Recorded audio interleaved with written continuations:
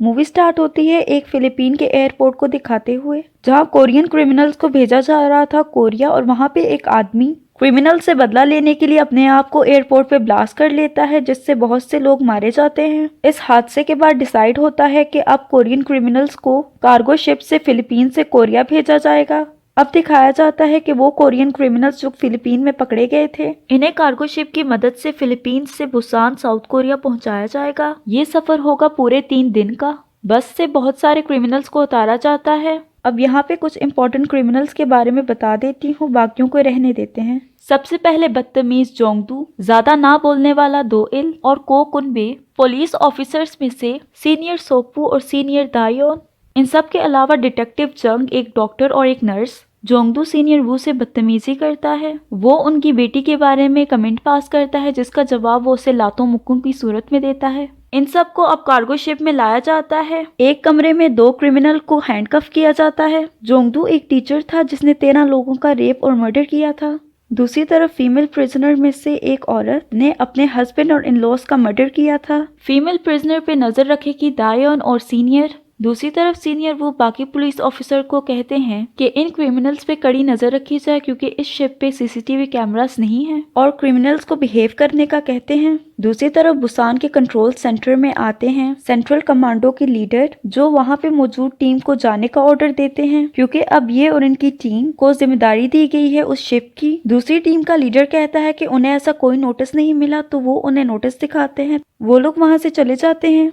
Team leader papers निकालता है जिसपे लिखा था प्रोजेक्ट वुल्फ हंटिंग। शिप को कंट्रोल सेंटर से ऑर्डर आता है, तो फिलीपीन से वो शिप निकलती है। शिप के एक कमरे में नर्स अपनी चीजें रख रही थी, और दूसरी तरफ डॉक्टर चोरी छुपे कुछ मेडिसिन और इंजेक्शंस वगैरह छुपाता है। साथ वाले कमरे में कुछ पुलिस ऑफिसर खाना बना रहे थे। सीनियर वो उनसे बातें करते हैं, और वहाँ पे 2 शेफ्स भी थे जो उनकी मदद कर रहे थे, तो सीनियर वो उन्हें थैंक यू कहते हैं। डॉक्टर कमरे में से निकलता है, उन्हें हेलो कह के वहाँ से चला जाता है। पुलिस वाले सबको खाना देते हैं, और दूसरी तरफ डॉक्टर के हाथ में मैप था जिसे फॉलो करता हुआ वो शिप के बेसमेंट में जाता है और मेक श्योर करता है कि उसे कोई ना देखे। एक दरवाजे की घंटी बजाता है और अंदर से कोई दरवाजा खोलता है। वहाँ 2 आदमी थे जिसे वो खाना देता है। वहाँ पे एक और अजीब सा आदमी था जिसे वो दोनों आदमी मॉनिटर कर रहे थे, जिसे देख के इतना तो पता चलता है कि इसके ऊपर कोई एक्सपेरिमेंट किया है। डॉक्टर उस आदमी के बारे में पूछता है, तो दूसरा आदमी कहता है जो काम करने के लिए इसे भेजा गया है वो करके यहाँ से चला जाए। डॉक्टर को उस आदमी को स्लीपिंग पिल्स देनी थी, जिसे देने के लिए वो उसका मुंह खोलता है तो उसमें कीड़े थे। डॉक्टर उसे एक इंजेक्शन लगाता है। वो अजीब आदमी सांस ले रहा था, लेकिन वो बेहोश था। बुसान कंट्रोल सेंटर में टीम लीडर कुछ पेपर्स देख रहा था जिसके ऊपर लिखा था टॉप सीक्रेट। उसमें कुछ आदमियों की तस्वीरें थी, जिसमें से एक वही आदमी था। दूसरी तरफ 2 पुलिस ऑफिसर क्रिमिनल पे नजर रखने के बजाय किस्से कहानियां सुनाने में बिजी थे, और मौका पाते ही जोंगदू अपने मुंह से एक पेन उगलता है और उससे अपने हैंडकफ खोल के दूसरे आदमी को वो पेन दे देता है, और ऐसे प्रिटेंड करता है जैसे उसने हैंडकफ पहने हैं। दूसरी तरफ वही 2 शेफ 3 और आदमियों के साथ एक कमरे में जाता है, जहाँ पे सब्जियों के डब्बे में गन्स वगैरह रखी थी।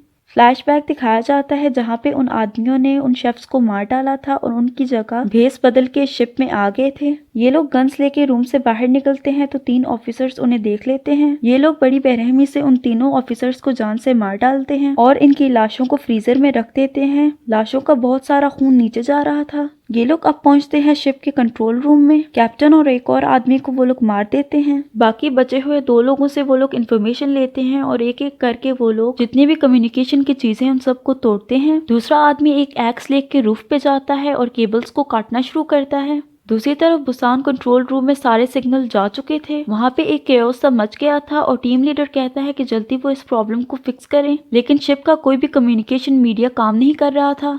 शिप पे दायोन अपना मोबाइल चेक करती है और वहाँ पे सिग्नल नहीं आ रहे थे। वो कम्युनिकेशन करने की कोशिश करती है, लेकिन कोई भी जवाब नहीं देता, तो वो चेक करने रूम से बाहर जाती है। वो औरत जिसने अपने हस्बैंड को मारा था सीनियर को कहती है कि उसे टॉयलेट जाना है। दूसरी तरफ वो आदमी कफ्स खोल रहा था और उससे आवाज हो जाती है। आवाज सुन के एक पुलिस ऑफिसर अंदर आता है और वो हैंडकफ खुले देख लेता है। जोंगदू उस पे हमला करता है और उसका कान कच्चा चबाता है। ये दोनों मिलके बड़ी बेरहमी से उस पुलिस ऑफिसर को मारते हैं। वहाँ पे नकली शेफ में से 2 लोग आते हैं और एक एक करके सारे पुलिस ऑफिसर को जान से मार डालते हैं। कुनबे को वो लोग हेलो कहते हैं और फिर जाते हैं जोंगदू की तरफ, उसे हेलो कहते हैं। उनमें से एक जोंगदू का भाई था और ये सारे एक ही गैंग के मेंबर्स थे। ये लोग शिप पे इन्हें बचाने आए थे। जोंगदू एक चाकू लेके उस पुलिस ऑफिसर के अंदर घुसाता है। बुसान कंट्रोल रूम में अभी तक शिप से कोई भी कम्युनिकेशन नहीं हो पाया था। टीम लीडर फिर उन्हें हर हालत में शिप को ढूंढने का कहते हैं। शिप में बेसमेंट से डॉक्टर आ रहा था जिसे दायोन देख लेती है और गन पॉइंट करती है। वहाँ पे सीनियर वो भी आते हैं जो दायोन को रोकते हैं कि वो एक डॉक्टर हैं। ये भी प्रॉब्लम चेक करने आए थे। उसी वक्त ये लोग रूफ से उस आदमी को उतरते देखते हैं। उसके हाथ में एक्स देख के उन्हें शक होता है। वो लोग उस तरफ जाते हैं। दूसरी तरफ ये पूरी गैंग सारे क्रिमिनल्स को खोल देती है। सारे क्रिमिनल्स उनका शुक्रिया अदा करते हैं सिवाय 2 इल के। उनमें से एक क्रिमिनल काफी शो ऑफ कर रहा था जिसे जोंगदू जान से मार देता है। वो 2 इल को भी जानता था। 2 इल उससे पूछता है कि आखिर वो कर क्या रहा है। वो कहता है कि वो इंसानों की तरह जीने के लिए यहाँ से भाग रहा है। 2 इल कहता है कि वो लोग कोरिया जाएंगे, लेकिन जोंगदू कहता है कि यहाँ पे कोई भी कोरिया नहीं जाना चाहता। वो क्रिमिनल से पूछता है कि जो कोरिया जाना चाहते अपना हाथ ऊपर करे, तो कोई भी हाथ ऊपर नहीं करता और कहता है कि फिर भी अगर किसी को कोरिया जाना है तो वो अपना ख्याल खुद रखे। उसका इशारा 2 इल की तरफ था। जोंगदू वहां से जाता है तो पीछे पीछे सारे क्रिमिनल उसके साथ जाते हैं। जमीन पे एक लाश को देख के 2 इल को अपना ख्याल आता है जहाँ पे एक लड़की खून से लथपथ पड़ी थी। दूसरी तरफ सीनियर वू, दायोन और कुछ और ऑफिसर शिप के कंट्रोल रूम में जाते हैं जहाँ पे वही 2 आदमी उन पे हमला करते हैं। यहाँ पे इनके दरमियान फाइट होती है। बाकी 2 क्रिमिनल्स को वो लोग मार के आते हैं। अब बच गया था सिर्फ एक क्रिमिनल। क्रिमिनल कहता है कि लड़ाई का कोई फायदा नहीं क्योंकि जोंगदू ने बाकी शिप पे कब्जा कर लिया होगा। सीनियर वो को पता चल गया था कि ये सारा किया धरा जोंगदू का है। क्रिमिनल अपने आप को बचाने के लिए दूसरे आदमी को एज अ बेट इस्तेमाल करता है। वो उन्हें अपनी गन फेंकने का कहता है। दूसरी तरफ दायोन छुपी हुई थी, वो उस पे अटैक करती है। इस सब में वो क्रिमिनल भी मारा जाता है। सारे कम्युनिकेशन मीडिया काम नहीं कर रहे थे। दायोन दूसरे आदमी से पूछती है कि वो किस तरह कोरिया से कांटेक्ट कर सकते हैं। वो बताता है कि इंजन रूम में यानी वही बेसमेंट, उसमें एक सैटेलाइट फोन है। दूसरी तरफ को कुनबे सारे ऑफिसर की लाशों को फ्रीजर के अंदर रखवाता है। तीसरी जगह डॉक्टर आता है फर्स्ट एड रूम में और उसे लॉक करता है। नर्स इसकी वजह पूछती है तो वो बताता है कि बाहर गोलियों की आवाज आ रही है। नर्स कहती है उसे कोई आवाज नहीं आई, खैर ये तो अपनी ही दुनिया में थी। नर्स बाहर जाके चेक करने का कहती है तो डॉक्टर उसे बाहर जाने नहीं देता। चौथी जगह बेसमेंट के उसी रूम से पाइप से खून टपक रहा था। उस खून के कतरे उस अजीब आदमी के ऊपर गिरते हैं और वो जाग जाता है। बेसमेंट में जोंगदू क्रिमिनल्स के साथ आता है उस सैटेलाइट फोन को खत्म करने। जोंगदू वर्कर्स को मारता है और एक वर्कर्स से सैटेलाइट फोन के बारे में पूछता है। वो बताता है तो जोंगदू 2 क्रिमिनल्स को ऑर्डर देता है और वो जाके सैटेलाइट फोन को तोड़ देते हैं। दूसरी तरफ सीनियर वो जाते हैं क्रिमिनल साइट पे तो वहाँ की हालत बहुत बुरी थी। बाकी बचे हुए ऑफिसर्स भी आ जाते हैं और वहाँ की हालत देख के वो भी हैरान थे। दायोन सैटेलाइट फोन के बारे में बताती है तो ये सारे बेसमेंट की तरफ जाते हैं। बेसमेंट में आखिरी वर्कर को जोंगदू मारने वाला था तो वो कहता है कि वो उसे ना मारे क्योंकि वो एक चीफ इंजीनियर है और बगैर इसके बोट नहीं चल पाएगी। ये बात सुन के सारे हंसने लगते हैं। जोंगदू उसे मारने जाता है तो 2 इल उसे रोक देता है। उसी वक्त सीनियर वो और बाकी सारे ऑफिसर पहुंच जाते हैं। सीनियर वो जोंगदू को शूट करने वाले थे लेकिन डिटेक्टिव जंग रोक देते हैं। उनमें से एक क्रिमिनल भागता है ऑफिसर्स की तरफ ये कह के कि वो उनके साथ नहीं है तो क्रिमिनल उसे भी जान से मार डालते हैं। जोंगदू अपने चेलों को ऑर्डर देता है कि वो लोग ऑफिसर्स को संभालें। सारे क्रिमिनल यहाँ वहाँ से हथियार उठाते हैं सिवाय 2 इल और एक बूढ़े आदमी के। क्रिमिनल और ऑफिसर एक दूसरे के ऊपर हथियार तानते हैं। सारे एक दूसरे से लड़ने लगते हैं और क्रिमिनल पुलिस ऑफिसर्स को मार रहे थे। इस सारे केओस में एक क्रिमिनल वहां से भागने की कोशिश करता है। वहां एंट्री होती है उसी अजीब आदमी की। इसका नाम था अल्फा और वॉयलेंस करने में ये इन सब का बाप है। इसका विजन कुछ ऐसा था और चलते वक्त ऐसी आवाज आती है जैसे कोई लोहा चल रहा हो। अल्फा उस क्रिमिनल को एक ही लात मारता है जिससे वो मर जाता है। अल्फा को देख के सबको सांप सूंघ गया था। दूसरे क्रिमिनल की खाल खींच लेता है और डिटेक्टिव जंग को वो थप्पड़ों से जान से मार देता है। 2 लोगों का गला घोट के उन्हें मारता है और एक का सर अपने हाथों से क्रश करके। सीनियर वो उससे लड़ते हैं। जोंगदू उसके ऊपर फायरिंग करता है लेकिन वो बच जाता है। ये सब देख के जोंगदू और उसकी टीम पतली गली से खिसकने वाली थी। एक ही सेकंड में अल्फा वहां पहुंच जाता है और जोंगदू के भाई को एक थप्पड़ से जान से मार देता है। अपने भाई को इस तरह देख के जोंगदू उसके ऊपर फायरिंग करता है, लेकिन वो फिर बच जाता है। वो एक हथौड़े से जोंगदू के सर पे हमला करता है, इतना कि उसका सर धड़ से अलग हो जाता है। यहाँ जोंगदू का भी एंड हुआ। अब वो जाता है सीनियर वू से लड़ता है, तो दोइल उस पे हमला करता है। तो वहाँ पे दोइल नोटिस करता है कि उसके सीने पे एक मार्क था। दूसरी तरफ एक बूढ़े क्रिमिनल को एग्जिट का रास्ता मिल गया था। वो लोग एग्जिट की तरफ भागते हैं, लेकिन अल्फा दोइल पे हमला करता है। अल्फा दोइल पे भारी था, वो उसे जान से मारने वाला था, लेकिन दायोन उसके हाथ पे गोली मारती है। ये लोग एग्जिट की तरफ जाते हैं। वहाँ पे अल्फा आने की कोशिश करता है, लेकिन दोइल उसे किक करके दरवाजे की दूसरी तरफ फेंक देता है। दरवाजा बंद हो जाता है। बूढ़ा आदमी कहता है कि इसके जेल के कपड़े काफी पुराने थे, तकरीबन 30 साल पुराने। दूसरी तरफ बुसान हेडक्वार्टर में उन्हें सैटेलाइट से उस बोट की पिक्चर मिलती है। इसकी मदद से उन्हें बोट की लोकेशन मिल गई थी। बोट की पिक्चर जूम करने पर उन्हें दिखाई देता है कि बोट के रूफ पे बहुत सारा खून था। टीम लीडर को पता था कि ये काम क्रिमिनल्स का है। वो बहुत ज्यादा गुस्सा थे। उसी वक्त डायरेक्टर प्यो की कॉल आती है, जो कि उनसे रिपोर्ट मांगते हैं। अल्फा के बारे में उन दोनों के दरमियान बहस होती है और डायरेक्टर प्यो कहते हैं अल्फा हर हालत में चाहिए। उसकी चेस्ट पे भी बिल्कुल अल्फा जैसा निशान था। वो टीम लीडर ओह को कहते हैं कि वो खुद जाके अल्फा को वहां से लाए। टीम लीडर ओ को गुस्सा आता है। वो साथ में खड़े एक पोल को पंच करते हैं और इसे देख के लग रहा था कि एक आम इंसान ऐसा डैमेज नहीं कर सकता। शिप की दूसरी साइड पे उन्हीं दो औरतों ने सीनियर को बांध लिया था। उनसे मिलने को कुनबे आते हैं, क्योंकि वो उन्हीं की गैंग की मेंबर्स थी। लाइफ बोट से दो आदमी भागने की कोशिश करते हैं। उसी वक्त अल्फा आ जाता है। वो उन दोनों को मार देता है। अब हम लोग नर्स और डॉक्टर को देखते हैं। नर्स हम इंट्रोवर्ट्स की तरह अपनी ही दुनिया में थी। इसे ये नहीं पता था कि बाहर क्या हो रहा है, तो अल्फा वहां आता है उसे समझाने, नहीं उसे मारने। वो उसे मार देता है और डॉक्टर की हालत तो काफी खराब थी, लेकिन इसकी स्पीड काफी अच्छी थी। वो वहां से भाग जाता है। वो टकराता है दायोन से और जल्दी जल्दी में उसके मुंह से निकल जाता है कि जिस आदमी को उसने बेहोशी का इंजेक्शन लगाया था वो उसके पीछे है। सीनियर वो उसका गला पकड़ के उससे पूछते हैं कि आखिर वो उस आदमी को कैसे जानता है। डॉक्टर कहता है कि उसे सिर्फ ऑर्डर मिला था जिसके लिए उसे भारी रकम दी गई थी। उसे हर 6 घंटे बाद अल्फा को बेहोशी की दवा देनी थी। इसके अलावा डॉक्टर कुछ नहीं जानता। एनीवे ये लोग सारे इंजर्ड थे, जिसके लिए मेडिकेशन की जरूरत थी। कुछ मेडिकेशन का सामान बेसमेंट के उसी कमरे में रखा था जहाँ पे अल्फा था। ये लोग सारे जाते हैं बेसमेंट की तरफ, लेकिन सीनियर वो जाते हैं बाकी लोगों को ढूंढने। दूसरी तरफ को कुनबे बातें कर रहा था कि जोंगदू इंजन रूम में है। इसे क्या पता वो कब का दुनिया छोड़ के जा चुका। बाहर खड़े एक क्रिमिनल को आवाज आती है, तो वो दरवाजे की तरफ जाता है। अल्फा दरवाजा तोड़ के अंदर आता है। वो उस आदमी का सर अपने पैर से क्रश करता है। दूसरे आदमी को एक थप्पड़ से, सीनियर को चाकू से, तीसरे आदमी की टांगे काटता है और चौथे को दीवार में ठोकता है। इन सबको जान से मार देता है। कोकुनबे और वो औरत वहां से भाग जाते हैं। अल्फा भी उनके पीछे जाता है एक गन लेके। दूसरी तरफ हम लोग बेसमेंट का सीन देखते हैं, जहाँ पे दायोन वगैरह वहां पहुंच गए थे। कमरे में उन दोनों आदमियों की डेड बॉडीज पड़ी थी। फ्लैशबैक में हम लोग देखते हैं कि अल्फा ने एक का दिल निकाला था और दूसरे का हाथ उखाड़ के उसे जान से मार दिया। डॉक्टर उनके जख्मों पे पट्टी करता है। दूसरी तरफ सीनियर वो उसी जगह पहुंच गए थे जहाँ पे अभी अल्फा था। वो सीनियर की लाश देख के दुखी होते हैं। जमीन पे अल्फा के पैरों के निशान थे जिसे वो फॉलो करते हैं। सीन शिफ्ट होता है बेसमेंट में, जहाँ उन्हें कुछ पेपर्स रखे मिलते हैं। कुछ पेपर जापानीज में थे और कुछ इंग्लिश में। उन्हें अल्फा के बारे में इंफॉर्मेशन मिलती है कि ये 1911 में पैदा हुआ था।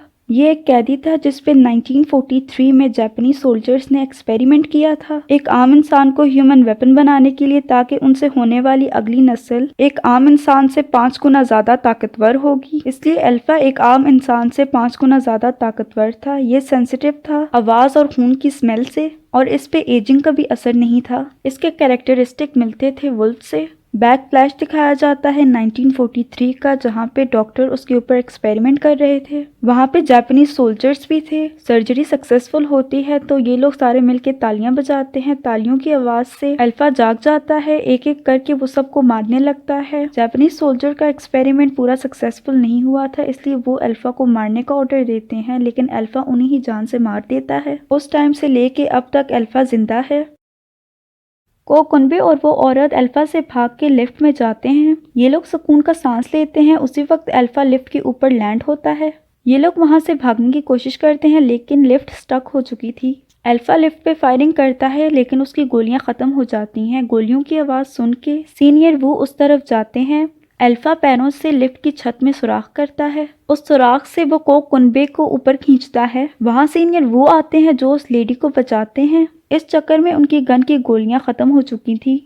अल्फा लिफ्ट में आ चुका था जो उनकी तरफ जाने की कोशिश करता है लेकिन को कुनबे अभी भी जिंदा थे। वो उसे जाने नहीं देते। अल्फा उन्हें मार देता है। इसी दौरान लिफ्ट की रस्सियां टूटती हैं। लिफ्ट नीचे गिर जाती है बेसमेंट की तरफ। बेसमेंट में इन सबको आवाज आती है। सीनियर वो ऊपर से देखते हैं और नीचे अभी अल्फा लिफ्ट में ही था। वो उन्हें देखता है।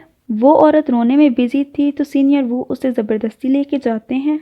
टीम लीडर ओ अपनी टीम के साथ हेलीकॉप्टर से जा रहे थे उसी शिप पे। 20 मिनट में वो लोग उस शिप तक पहुंच जाएंगे। उनमें से एक आदमी अपने आप को एक डोज लगाता है और उसकी आंख चमकती है। बेसमेंट में ये लोग जाकर चेक करते हैं तो वहाँ पे सिर्फ कोकुनबे की लाश थी। अल्फा वहाँ से गायब था। दूसरी तरफ वो औरत और सीनियर वो भाग के जाते हैं किचन में। सीनियर वो फ्रीजर खोलते हैं तो वहाँ पे अपने साथियों की लाश देख के वो दुखी हो जाते हैं। बाहर से आवाजें आने लगती है। सीनियर वो उस औरत को फ्रीजर में रहने का कहते हैं। सीनियर वो गन लोड करके अल्फा का इंतजार करते हैं। वो दरवाजा तोड़ के अंदर आता है। सीनियर वो उस पे गोलियां चलाते हैं लेकिन वो बचते बचाते उन पे हमला करता है। सीनियर वो वहां से एक छुरी उठाते हैं और उसके हाथ में मारते हैं। अल्फा भी उन्हें मार रहा था। वो अपने दांतों से अल्फा का हाथ उखाड़ देते हैं और हंस के कहते हैं कि अपने साथियों की जान के बदले उन्होंने एटलीस्ट उसका हाथ तो उखाड़ा। अल्फा पैरों से उनके सर पे हिट करके उन्हें जान से मार देता है। ये सब कुछ वो औरत देख रही थी। जल्दी में वो दरवाजा बंद करती है और आवाज से अल्फा फ्रीजर की तरफ जाता है। अंदर वो औरत छुपने की कोशिश करती है लेकिन कोई रास्ता ना पाके वो मरने की एक्टिंग करती है। अल्फा उसके करीब आता है लेकिन हेलीकॉप्टर की आवाज सुन के वो वहां से चला जाता है। फाइनली ये पहली ऐसी सर्वाइवर है जो अल्फा से मार खाए बगैर बच गई। टीम शिप पे आती है। दूसरी तरफ बेसमेंट में भी उनको हेलीकॉप्टर की आवाज आती है। वो लोग भी उस तरफ जाते हैं। दूसरी तरफ वो औरत टीम के पास आती है और उन्हें अल्फा के बारे में बताती है। टीम लीडर उसे जान से मार देते हैं। वहाँ पे डॉक्टर भी आ जाते हैं। वहाँ पे दायोन उस औरत की लाश देख के उन पे गन तानती है। टीम लीडर ओ उसे भी शूट करके जान से मार देते हैं। वहाँ दोएल भी आ जाता है। वो उन्हें भी मारने की कोशिश करता है लेकिन दोएल एक आदमी को मार के टीम लीडर ओ का हाथ पकड़ता है। दोएल की स्ट्रेंथ एक आम आदमी से काफी ज्यादा थी। टीम लीडर ओ उससे पूछता है कि वो कौन है। दोएल टीम लीडर ओ को पहले से जानता था। टीम लीडर ओ उसकी शर्ट फाड़ता है तो उसकी चेस्ट पे वही निशान था। निशान देख के उसे याद आ गया था कि दोएल कौन है। दोएल को कोरिया सिर्फ इन्हें ढूंढने जाना था। फ्लैशबैक दिखाया जाता है जहाँ पे बहुत से लोगों पे एक्सपेरिमेंट किया गया था। उनमें से एक दोएल भी था। वो उसे एक इंजेक्शन लगाते हैं और उसकी आंख चमकने लगती है लेकिन वो बर्दाश्त नहीं कर पाता और मर जाता है, ऐसा डॉक्टर्स को लगता है। बहुत सारी लाशों को एक ट्रक से लाया जाता है। दोएल जिंदा था और वो उन आदमियों को मार डालता है। उसकी वाइफ और एक बच्चा भी था जिसे टीम लीडर ओ ने मार डाला था। बच्चे की किल हमें दिखाई नहीं जाती। अपने बच्चे के बारे में सुन के वो टीम लीडर पे हमला करता है। इस सब के दौरान अल्फा आ जाता है। टीम लीडर ओ उस पे फायरिंग करने का कहते हैं लेकिन अल्फा अपना डिफेंस करता है। अल्फा और दोएल वहां खड़े लोगों को मारने लगते हैं। अब टीम लीडर ओ और अल्फा आमने सामने थे। अब होगी मुकाबले की टक्कर। टीम लीडर ओ अल्फा को मारते हैं और वो अल्फा पे भारी थे। दोएल भी लड़ने में बिजी था। तीसरी तरफ डॉक्टर और वो बूढ़ा आदमी दायोन की गन लेके बाहर आते हैं। हेलीकॉप्टर में बैठ के पायलट को गन दिखाते हैं कि वो यहाँ से जाए। आराम से पायलट भी गन निकालता है और उनको शूट करता है। वो भी इसे शूट करते हैं। यहाँ तीनों मर जाते हैं। अब बचे थे सिर्फ 3 लोग, दोएल, अल्फा और टीम लीडर ओ। टीम लीडर ओ बड़ी बेरहमी से अल्फा का गला काटते हैं और दोएल की तरफ देख के कहते हैं कि जानवरों को इंसानों को इमिटेट नहीं करना चाहिए। अल्फा तो मर गया था इसलिए टीम लीडर ओ कहते हैं कि वो दोएल को अपने साथ लेके जाएंगे। इन दोनों के दरमियान लड़ाई होती है और यहाँ पे टीम लीडर ओ दोएल पे भारी थे। ये लड़ते लड़ते बाहर आ जाते हैं। वो लड़ते वक्त फिर से दोएल को अपने साथ आने का कहते हैं। टीम लीडर ओ दोएल के हाथ पकड़ते हैं और उससे कहते हैं कि तुम्हारा चेहरा देख के मुझे तुम्हारे बच्चे का चेहरा याद आ गया। दोएल को ये सुन के बहुत गुस्सा आता है। वो टीम लीडर ओ को बहुत मारता है और उसके दिल पे स्टैब करता है। टीम लीडर ओ भी उस पे हमला करते हैं। वो भी जख्मी हो जाता है। दोएल उन्हें लात मारता है तो वो नीचे गिर जाता है। दोएल भी शिप से छलांग लगाता है और हवा में ही टीम लीडर ओ को जान से मारता है और ये दोनों पानी में गिर जाते हैं। सीन यहाँ से शिफ्ट होता है और हमें एक जगह दिखाई जाती है जहाँ पे डायरेक्टर पीयू आते हैं और वहाँ पे और भी लोग थे अल्फा जैसे जो सेल में बंद थे। फ्लैशबैक दिखाया जाता है जहाँ पे डायरेक्टर पीयू अल्फा के साथ उसी पिक्चर में थे। यानी 1943 से लेके वो अब तक जिंदा है। वो एक सेल में जाते हैं जहाँ पे एक छोटा बच्चा था। फिर से बैकफ्लैश दिखाया जाता है जहाँ पे टीम लीडर ओ डोयल के बच्चे को मारने वाले थे, लेकिन उसकी आंख चमकने लगती है। ये पहली ऐसी नई ह्यूमन स्पीशी थी। डोयल के बच्चे में बिना किसी एक्सपेरिमेंट के ऐसी पावर्स थी। ये डोयल का बच्चा था जो इतने सालों तक इनके पास था। उसकी आंख चमकने लगती है। दूसरी तरफ डोयल की आंख एक आइलैंड के किनारे खुलती है। डोयल उठ के चलने लगता है और यहाँ पे मूवी एंड हो जाती है। हो सकता है कि ये वही आइलैंड हो जहाँ पे डोयल के बच्चे को कैद किया गया है। उम्मीद है हमें इस मूवी का नेक्स्ट पार्ट भी देखने को मिले, जहाँ डोयल को अपने बच्चे के बारे में पता चल जाए और वो उनसे अपने बच्चे को बचाए। उम्मीद है आपको ये मूवी अच्छी लगी होगी। मिलते हैं अगली वीडियो में।